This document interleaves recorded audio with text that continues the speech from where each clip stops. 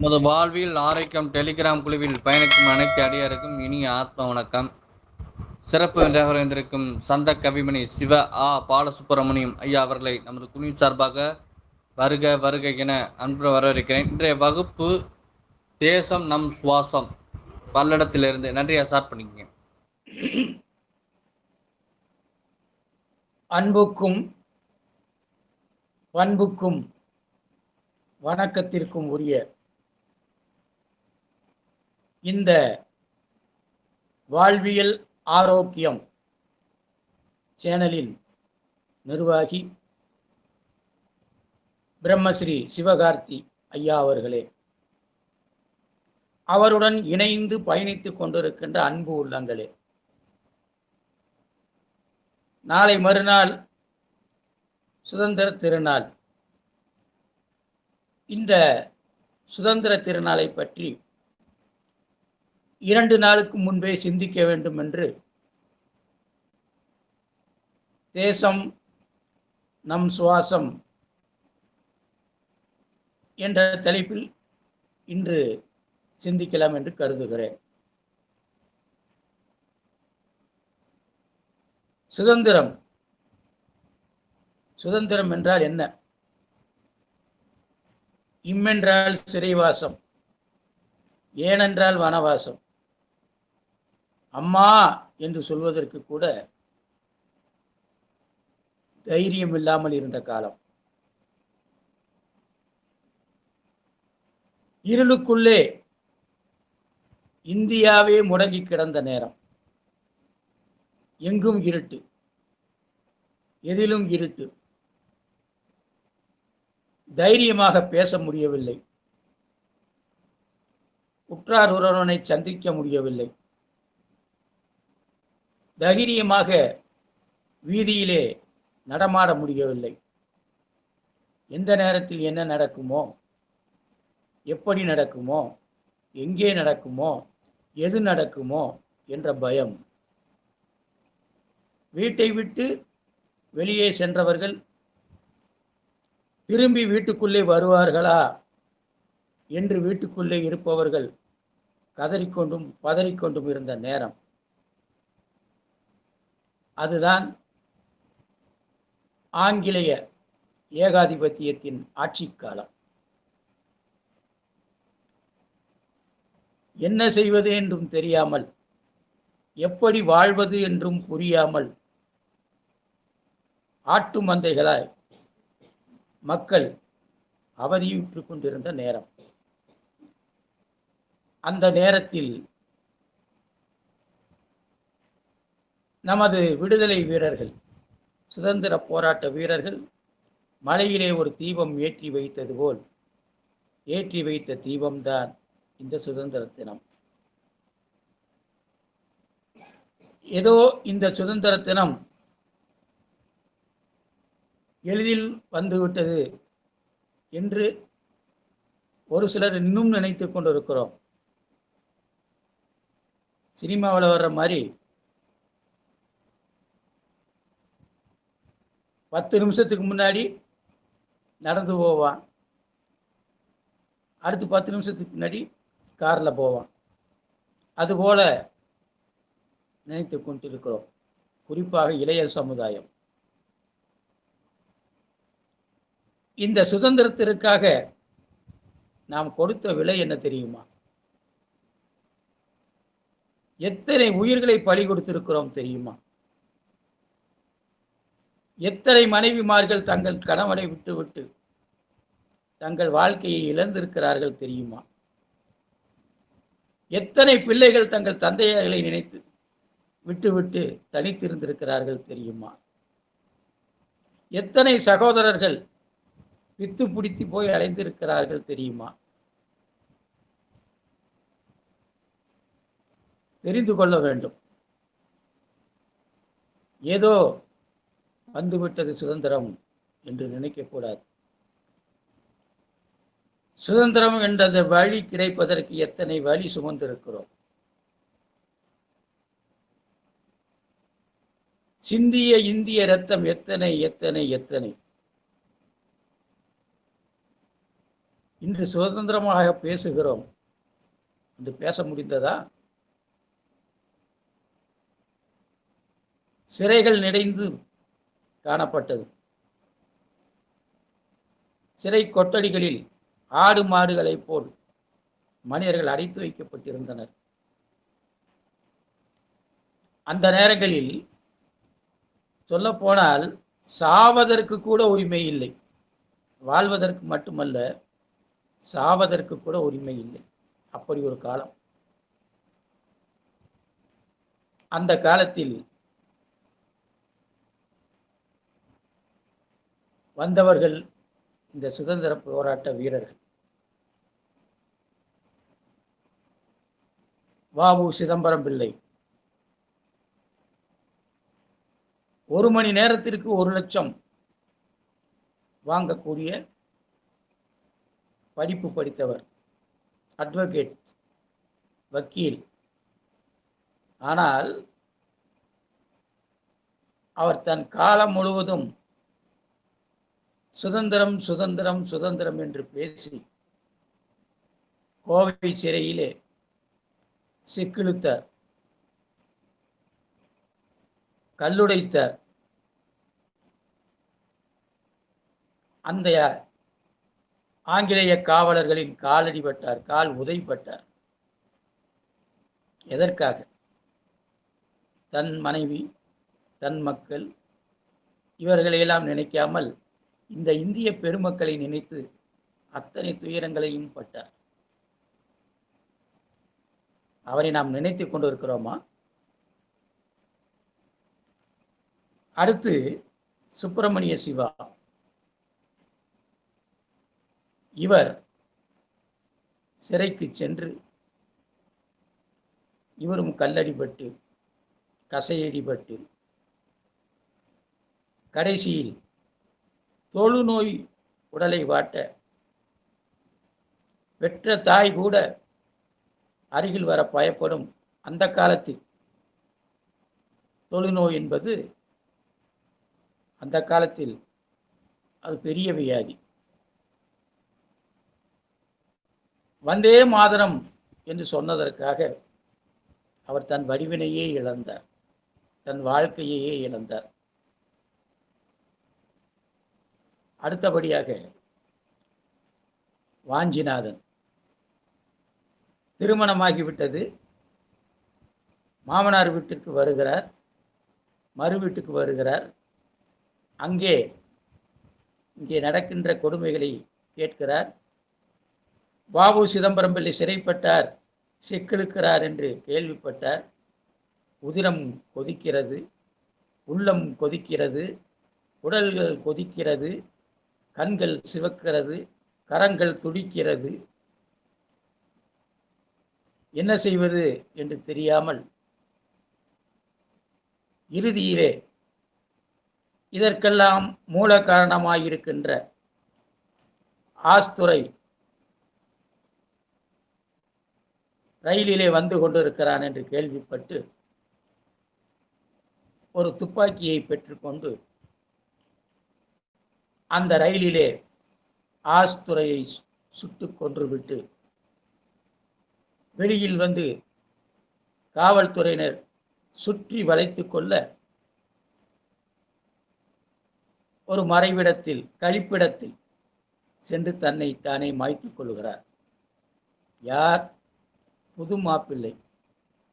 வாழ்க்கையின் வசந்தத்தில் கழிக்க வேண்டிய வீர வாஞ்சிநாதன் வாழ்க்கையை முடித்துக் கொள்கிறார். எதற்காக? இன்று நாம் சுவாசித்துக் கொண்டிருக்கிறோமே, இந்த சுவாச காற்று, சுதந்திர காற்று, இது நமக்கு கிடைக்க வேண்டும் என்பதற்காக. அடுத்தபடியாக திருப்பூர் குமரன்.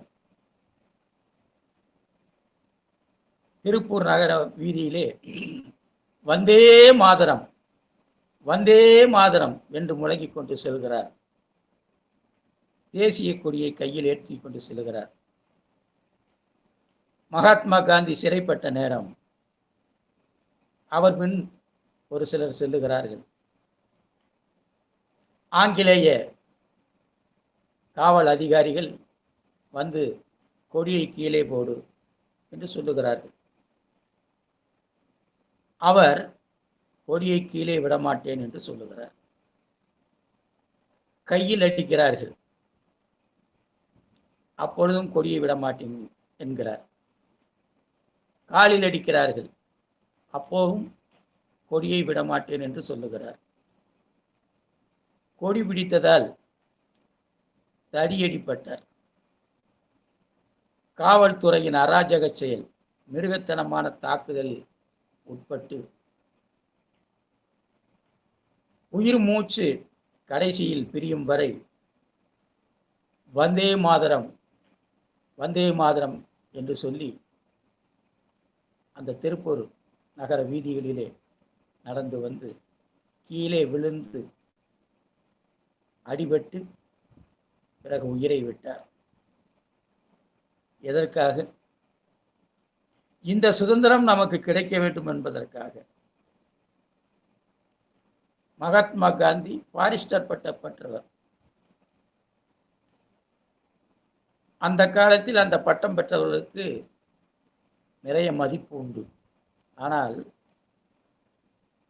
சுதந்திர கடலை நமக்கெல்லாம் மூட்டிவிட்டு சிறையிலே செருப்பு காலால் அடிபட்டார். வெள்ளையன் பூட்சு காலால் அவரை உதைத்தார். அடிபட்டு மிதிபட்டு இந்த மூச்சு அகத்ததோ புறத்ததோ என்று சொல்லுவார்கள். அப்படி இருக்கின்ற நேரத்திலும் பாரத் மாதா கி ஜே என்று சொல்லி இந்த சுதந்திரத்தை நமக்கு வாங்கி கொடுத்தார் மகாத்மா காந்தி அவர்கள். ஒரு ரயில்வே ஸ்டேஷன், அந்த ரயில்வே ஸ்டேஷனில் ஒரு மண்ணில் புரண்டு கொண்டிருந்தார். எல்லோரும் எந்திரிங்க, எழுந்திருங்கள் எழுந்திருங்கள் என்று ஆசுவாசப்படுத்துகிறார்கள். விடுங்கள், நான் என் தாயின் மடிமையில் புரண்டு கொண்டிருக்கிறேன் என்று அவர் சொன்னார். அவரை எழுப்பி உட்கார வைத்தார். அவர்தான் சுப்பிரமணிய பாரதியார், உணர்ச்சி கவிஞர், புரட்சி கவிஞர். மண்ணில் உருண்டு மாதாவின் மடியில் உருள்கிறேன் என்று தேசப்பற்று, அப்படி தேசப்பற்று மிகுந்த பாரதியார் தன் உயிரை விட்டு வாங்கி கொடுத்தது இந்த சுதந்திரம். எத்தனை பெண்கள் பால்ய வயதிலே தன் கணவன்மார்களை இழந்து பொட்டின்றி பூவின்றி கடைசி காலம் தன் வாழ்க்கையை நரகத்தில் வாழ்ந்தார்கள். பெருந்தலைவர் காமராஜர், ஜவஹர்லால் நேரு போன்றவர்கள் இந்த சுதந்திரத்திற்காக அரும்பாடுபட்டார்கள். அந்த காலத்திலே வீரபாண்டிய கட்டபொம்மன் ஆங்கிலேயரை எதிர்த்து நின்றதால் தூக்கிலிடப்பட்டார். மருது சகோதரர்கள் தூக்கிலிடப்பட்டார்கள். தீரன் சின்னமலை, வேலு நாச்சியார், பூலித்தேவர் போன்ற பல சமுதாயத்தில் உதித்த பெருமக்கள் தங்கள் இன்னுயிரை நீத்து இந்த இந்திய மண்ணின் சுதந்திரத்தை நமக்கு வாங்கி கொடுத்திருக்கிறார்கள். அந்த வரிசையிலே மறைக்கப்பட்ட, வெளியுலகத்துக்கு தெரியாத ஒரு சுதந்திர போராட்ட வீரரை பற்றியும் இங்கே சொல்லி நான் ஆசைப்படுகிறேன். சிங்கம் செட்டி. இவர் செட்டியார் சமுதாயத்தில் பிறந்தவர். சிங்கம் செட்டி என் பெயர் பெற்ற வீரர், தீரர். மூச்செல்லாம் ஆங்கிலேயரை எதிர்த்து கொண்டிருந்தவர்.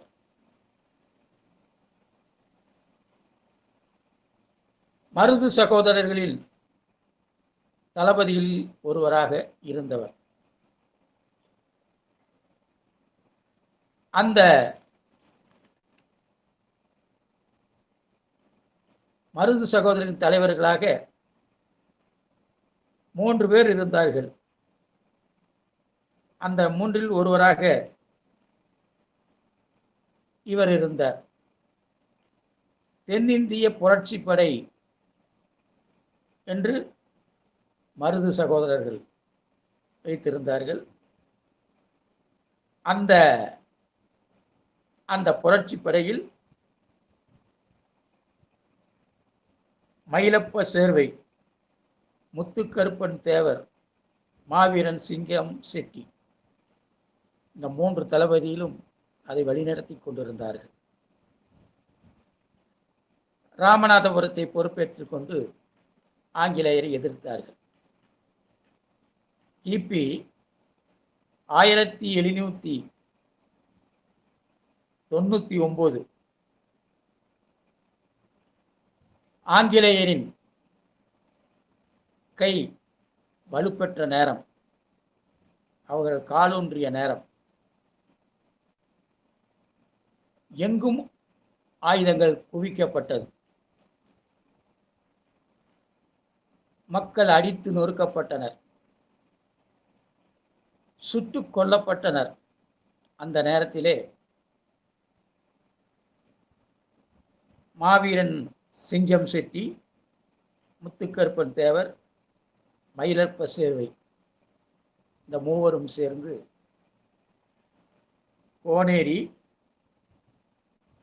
கமுதி, அபிராமம், முதுகுளத்தூர் போன்ற பகுதிகளில் பதுக்கி வைக்கப்பட்டிருந்த ஆங்கிலேயரின் ஆயுதங்களை அழித்தார்கள்.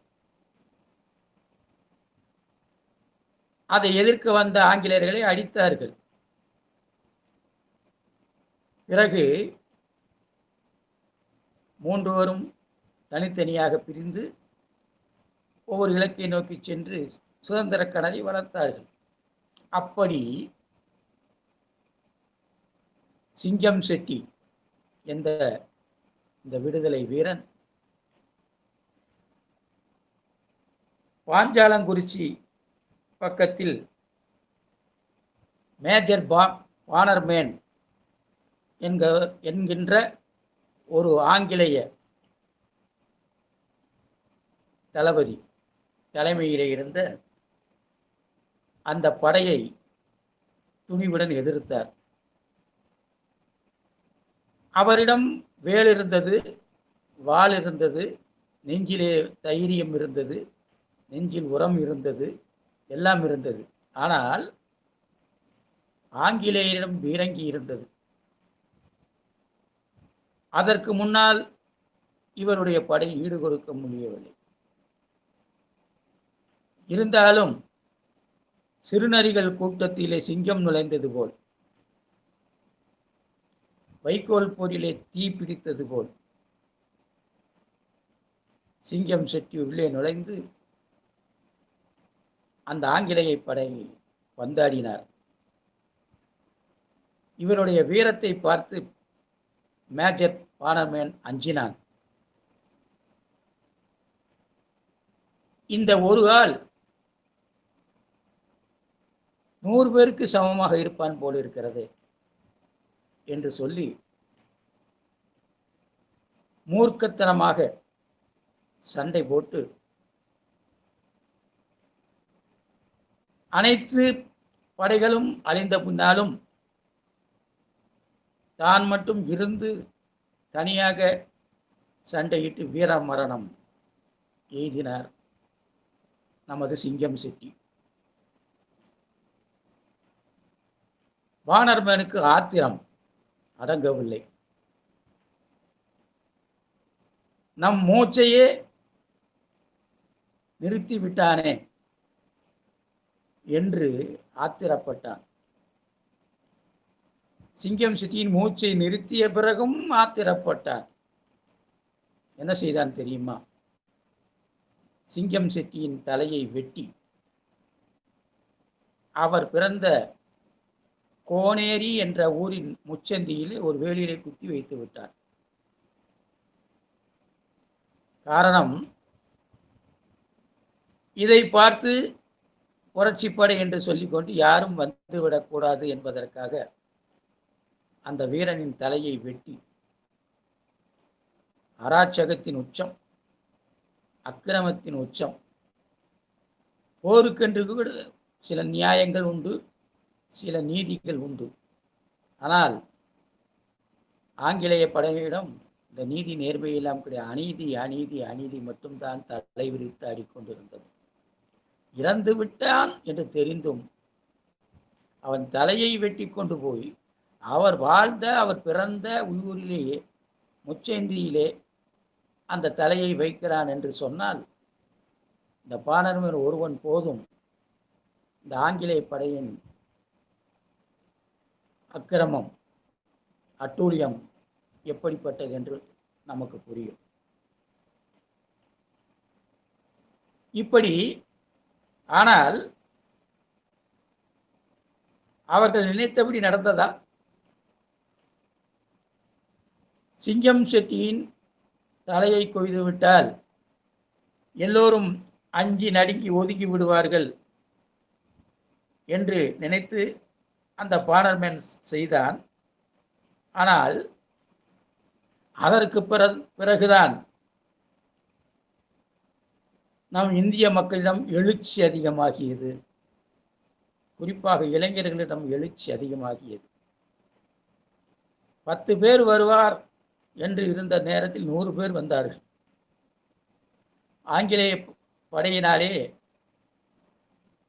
சமாளிக்க முடியவில்லை. அப்படி வீறு கொண்டு எழுந்தார்கள்.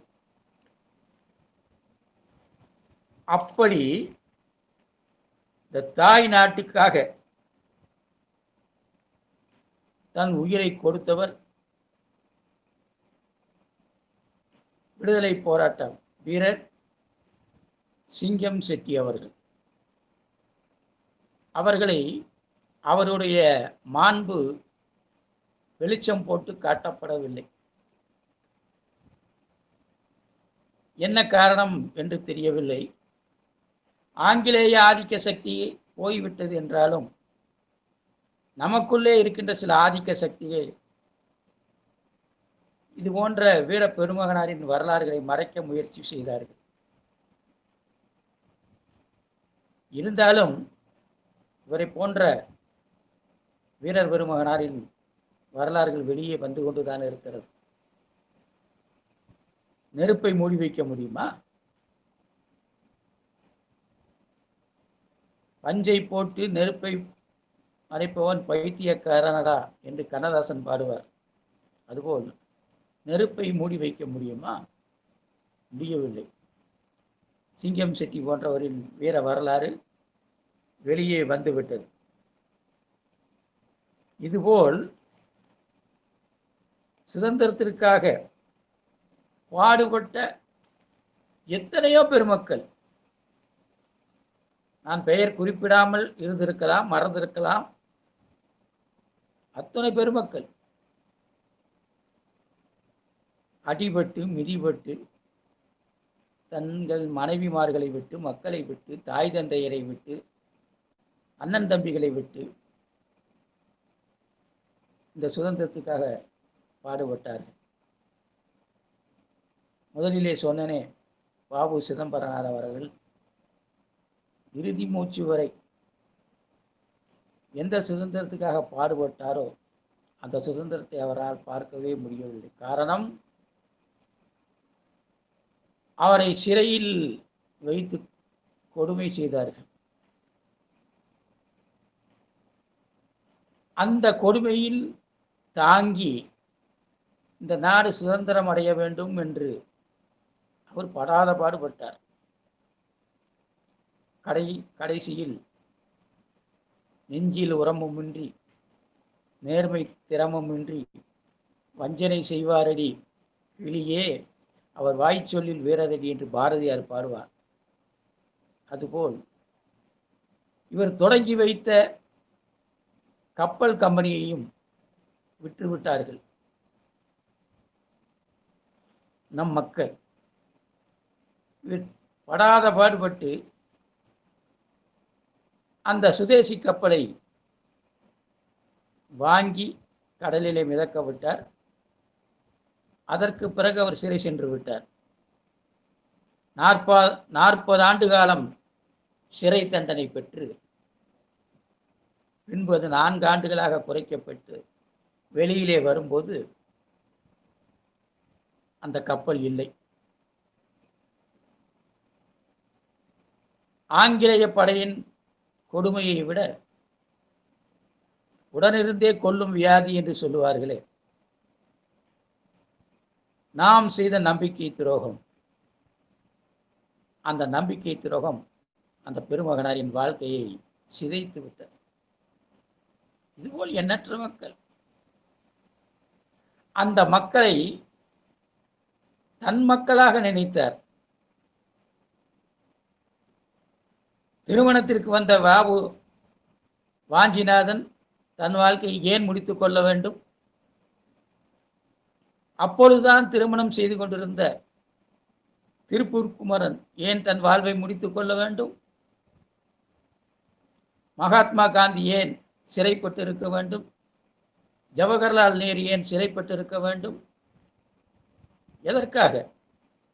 நம் பிற்கால சந்ததி, அதாவது நாம்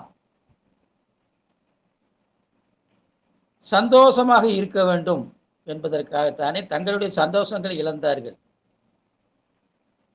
உண்ண உணவின்றி, உறங்கும் நேரம் உறக்கமும் இன்றி எத்தனை அவதிப்பட்டார்கள். இந்த வரலாறுகளை நாமெல்லாம் மறக்கலாமா? ஏதோ சுதந்திர தினத்தன்று ஒரு கொடியை ஏற்றி 10 பேருக்கு இனிப்புகள் வழங்கி கொண்டாடினால் போதுமா? இவர்களில் ஒருவரையாவது நாம் நினைத்து பார்க்க வேண்டாமா? அனைத்து சமுதாயத்திலிருந்தும் வந்தார்கள். குறிப்பிட்ட சமுதாயம் என்றில்லை, அனைத்து சமுதாயத்திலிருந்தும் வந்தார்கள். அனைத்து சமுதாயத்திலும் இருந்து தங்களை இந்த சுதந்திரத்துக்காக, இந்த சுதந்திர மண் வேண்டும் என்பதற்காக தங்களை தாங்களே தாரை வார்த்து கொடுத்தார்கள். அந்த தியாக சின்னங்களை, அந்த தியாக தீபங்களை நாம் மறக்கலாமா? மறந்து விட்டோமே. நம் வயதில் இருக்கின்ற ஒரு சிலருக்காவது அவர்கள் பெயராவது தெரியும். ஆனால் நம் குழந்தைகள் பலருக்கு அவர்கள் பெயராவது தெரியுமா? நான் அனைத்து இளைஞர்களையும் குறை சொல்லவில்லை. இன்றும் பல இளைஞர்கள் எழுச்சியோடு சுதந்திர திருநாளை கொண்டாடி கொண்டிருக்கிறார்கள். இன்னும் சொல்ல போனால் நமக்கு கூட அந்த உணர்வு இல்லை, அந்த குழந்தைகளுக்கு அந்த உணர்வு இருக்கிறது. இதை பார்த்து பெருமைப்பட வேண்டும். இருந்தாலும் பாரதியார் இறந்த பொழுது அவருடைய இறுதி ஊர்வலத்தில் 11 பேர் சென்றார்களாம். பாருக்குள்ளே நல்ல நாடு எங்கள் பாரத நாடு என்று பாடியவன். அவன் இறந்த பிறகு 11 பேர் போனார்களாம். சிந்தித்து பாருங்கள், அவர்கள் காலத்திலே எப்படி இருந்திருக்கிறார்கள் என்பது சிந்தித்து பாருங்கள்.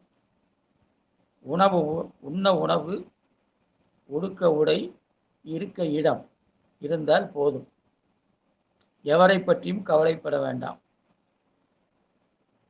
நம் வீட்டில் அடுப்பு எரிகிறது போதும் என்று நினைத்தார்கள்.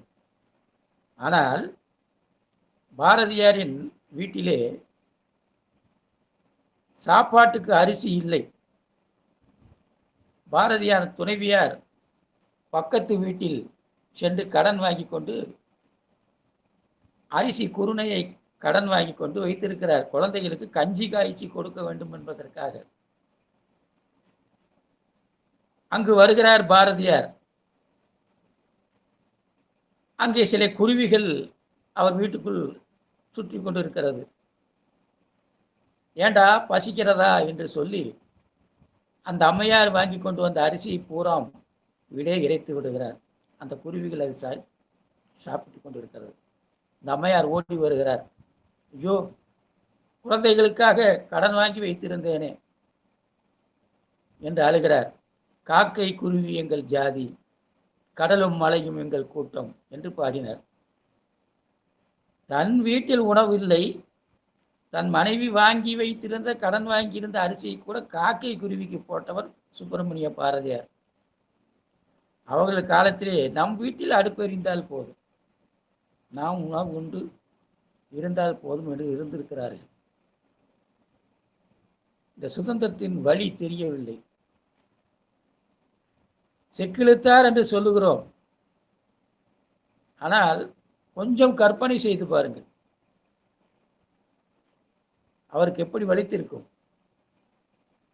ஆனால் நான் முன்பே சொன்னது போல்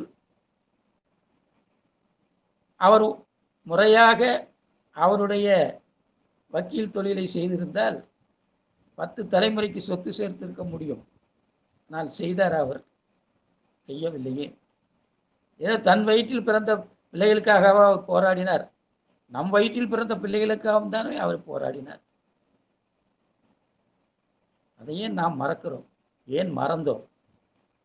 இன்றைய வரலாறுகளில் அவர்களுடைய பெயர்கள் இருக்கிறதா என்ற எனக்கு தெரியவில்லை. நம் குழந்தைகளுக்கு நாம் சொல்லிக் கொடுக்க வேண்டும். நாம் யார், நாம் எப்படி வந்தோம், இந்த சுதந்திரத்தை எப்படி அடைந்தோம் என்று இந்த சுதந்திர உணர்வை நம் மக்களுக்கு ஊட்ட வேண்டும்.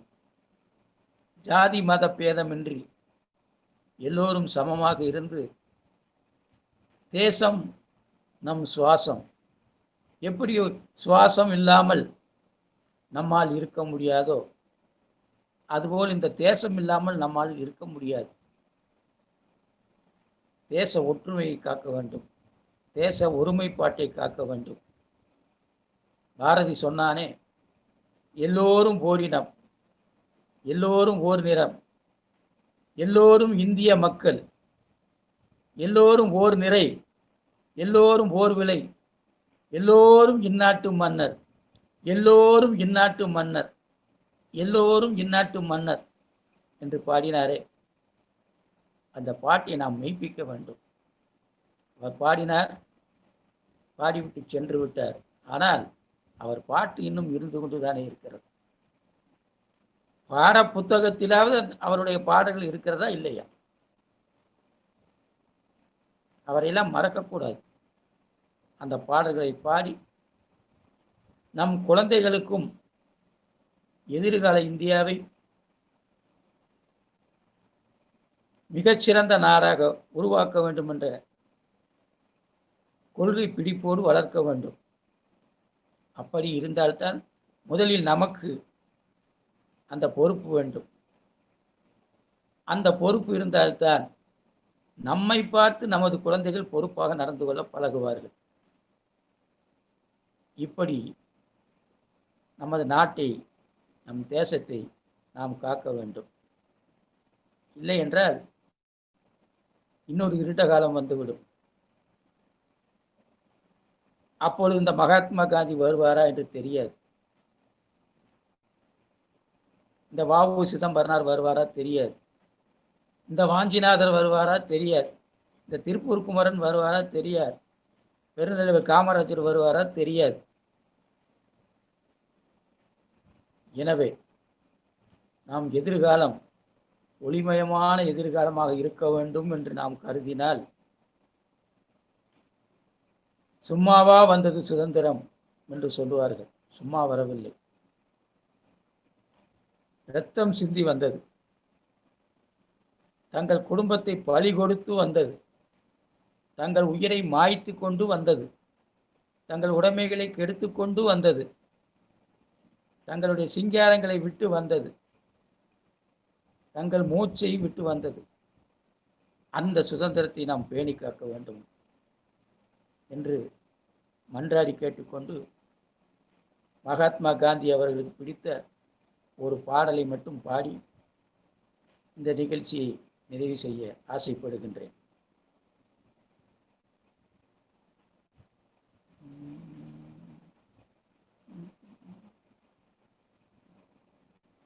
ரகுபதி ராகவ ராஜாராம் பதித பாவன சீதாராம். ரகுபதி ராகவ ராஜாராம் பதித பாவன சீதாராம். ரகுபதி ராகவ ராஜாராம் பதித பாவன सीताराम. ईश्वर अल्लाह तेरे नाम जब गो जन्मति ते भगवान.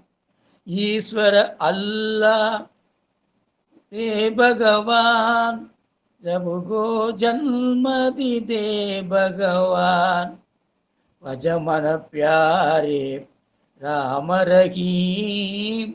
भज मन प्यारे कृष्ण हरीम. भज मन प्यारे राम रहीम.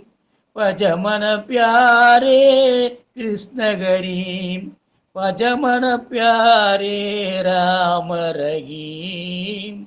भज मन प्यारे कृष्ण हरीम. राम राम जय राजा राम. राम राम जय सीताराम.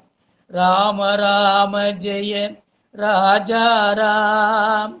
राम राम जय सीताराम. राम राम जय राजा राम. राम राम जय सीताराम. रघुपति राघव राजा राम பதித பாவன சீதாராம். அன்புள்ள கொண்ட பெருமக்களே, இந்த சுதந்திர நன்னாளில் சுதந்திர தினத்தை பற்றி, சுதந்திர போராட்ட வீரர்களை பற்றி, அவர்கள் செய்த தியாகங்களை பற்றி, அவர்கள் செய்த தொண்டுகளை பற்றி எளியேனும் பேச வேண்டும் என்று இந்த வாய்ப்பை வழங்கிய அனைத்து நல்லுள்ளங்களையும் வணங்கி வாழ்த்தி விடைபெறுகிறேன். நன்றி, வணக்கம்.